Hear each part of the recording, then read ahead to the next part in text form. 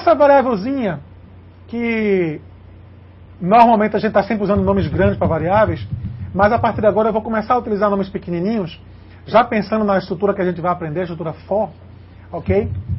Mas nada impede que eu tivesse colocado, nada impediria que eu tivesse colocado uma variável com um nome maior aqui. Por exemplo, eu coloquei id e índice, eu poderia ter colocado índice, ok? Ou simplesmente IND ou IND, tranquilo? Mas nesse caso eu preferi colocar uma letrinha pequenininha para facilitar a didática do programa. Tranquilo? Nosso objeto R para receber, digitar a frase, tranquilo? Vamos começar a nossa repetição. Veja como nós começamos a repetição. Frase sem brancos recebe string vazia, somente com as aspas, sem nenhum conteúdo dentro. Variável i, ok, recebe 0. Enquanto o i, que é 0, for menor ou igual ao último caractere, estão lembrados, né? Length menos 1 representa o quê? O último caractere. Se não fosse o menos 1, length corresponderia ao tamanho total da frase. Mas como é menos 1, a gente sabe que o tamanho total da frase, menos 1, corresponde à posição do último caractere. Ok? Então, traduzindo, nós temos aqui uma repetição que está montando um conjunto de iterações que vai do primeiro caractere até o último. A ideia é essa. Nós vamos fazer uma varredura em toda a frase. Cada iteração dessa repetição, a gente vai trabalhar com uma letra da frase. Ok? Quando o i for 0, a gente vai trabalhar com a primeira letra. Quando o i for 1, a gente vai trabalhar com a segunda letra. E assim por diante. Então vamos lá. Entramos na repetição. Já estou jogando para dentro da variável letra justamente string da posição i, vírgula, i mais 1. Ora, se i for 0, eu vou traduzir aqui o que aconteceria. Vamos supor que i seja 0. Primeira vez. Se i é 0, i é quanto? 0. I mais 1 é quanto? 0 mais 1, que é 1. Então a mesma coisa que eu fazer isso. Que eu fizesse isso. 0, 1. Que corresponde ao primeiro caractere, como a gente já acabou de ver na questão anterior. Ok? Em questões anteriores.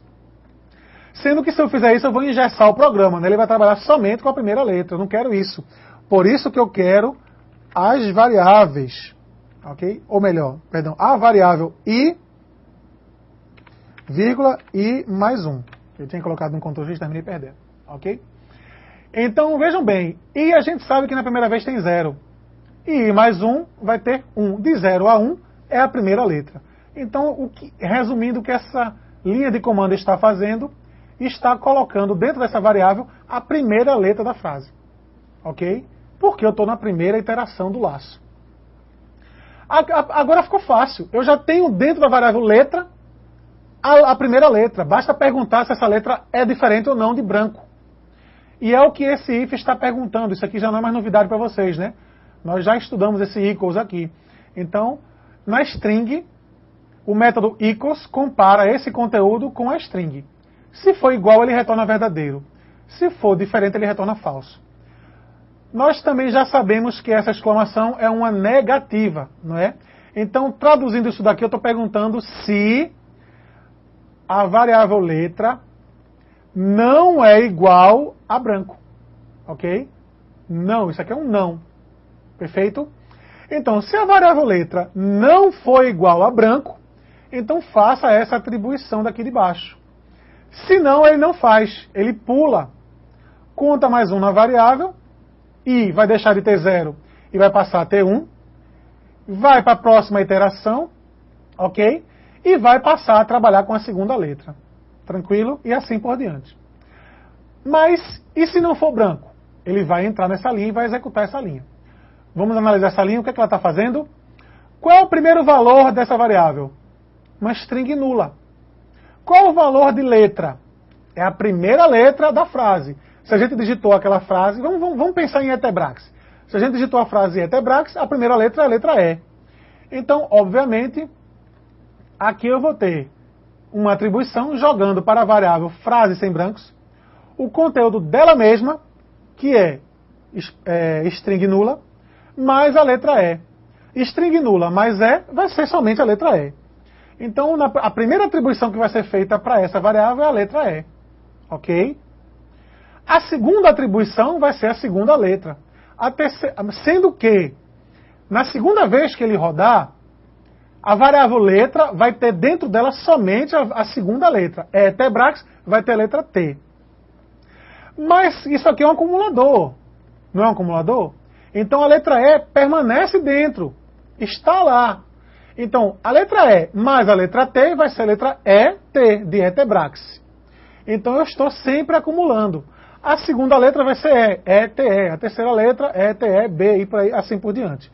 Então esse mecanismo está simplesmente jogando dentro dessa variável cada letra, uma de cada vez. E vai acumulando letrinha por letrinha. Por que eu estou fazendo isso? Justamente para que eu tenha a flexibilidade de escolher qual letra eu quero, qual letra eu não quero. Ok? Que no caso são os brancos. Se for um branco eu não quero. Tranquilo? No final, ele vai apresentar frases sem brancos e o conteúdo da variável frase brancos. Então, rodando novamente, vou colocar aqui Maria da Silva. Ele mostrou embaixo Maria da Silva sem os espaços em brancos. Ok, gente? Se eu colocar, por favor, Billy, bota o slide, por favor. Vamos colocar aqui -2 no lugar de -1? Se eu coloco -2 aqui, o que é que eu estou sinalizando? Eu estou dizendo que eu não vou até o final da frase, que eu vou até um caractere antes. Então, no caso de Maria da Silva, né? Vou dar uma salvada aqui. Vou executar. Ok? Maria da Silva. Certo? Então, esse último A não vai entrar no processamento.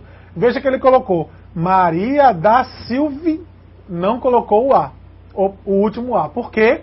Porque eu não pedi para a repetição ir até a última letra. Eu pedi apenas para ir até a penúltima letra. Vamos só fazer mais um testezinho. Se eu colocasse -3 aqui, não é? Se eu colocasse -3 aqui, tranquilo? Ctrl S, Ctrl F11, Maria da Silva. Veja que agora, Maria da Sil, ele tirou o V e o A. Ok? Devolvendo o -1. Agora sim ele está indo até a última letra e não até a antepenúltima letra. Tranquilo? Devolvendo o -1, Ctrl F11, Maria da Silva. Agora ele colocou a frase completa sem os espaços em brancos. Ok, pessoal? Bem, temos ainda 10 minutinhos. A próxima questão é muito parecida com essa. Sendo que eu vou mostrar primeiro esta questão. Eu vou tentar mostrar essa questão agora, utilizando a estrutura para. Ok? Vamos lá. Se essa estrutura não ficar muito bem compreendida agora nesse final de aula, não se preocupe, a atividade dessa semana não exige que você utilize esta estrutura. Eu vou explicar. Se vocês conseguirem entender, ótimo. Se vocês não conseguirem entender, eu vou explicar novamente na próxima aula. Mas aí você já vai ter um norte com relação à utilização dessa forma de interagir com interações, com repetições. Tranquilo? O programa inicialmente é do mesmo jeito, não mudou nada. A única coisa que mudou é que ao invés de um while, eu estou usando for, que é uma estrutura de repetição. Então veja como ela funciona. Estrutura for, eu tenho uma atribuição inicial. Isso é uma atribuição, viu, pessoal? Isso não é uma igualdade. Ele está atribuindo esse valor, ele está colocando o zero dentro dessa variável. Então com isso eu economizo aquela atribuição que eu tinha feito antes. Vou mostrar aqui no programa anterior como era, tá vendo? Perceba que no while eu era obrigado a fazer isso antes. Entendeu? E depois eu fazia só a condição. Tá vendo? No for eu economizo linha, eu escrevo menos. Tranquilo? Porque a atribuição já é feita dentro do próprio argumento do for. Tranquilo? Agora nós temos um ponto e vírgula e ele parte para a condição. Aqui eu tenho atribuição, condição e o passo. O passo é de 1 em 1, de 2 em 2, de 3 em 3, ou de -1 em -1, ou de -2 em -2. É o passo da repetição. Tranquilo? Então veja que com apenas uma linha, eu resolvo a primeira atribuição, a condição e o incremento ou o decremento, que eu passo. Tranquilo? Então ficou mais enxuto o código. O conteúdo é o mesmo, não mudou nada, a letra recebe do mesmo jeito, não mudou nada, vocês já entenderam. Eu simplesmente não precisei fazer aqui embaixo, vou mostrar a vocês aqui,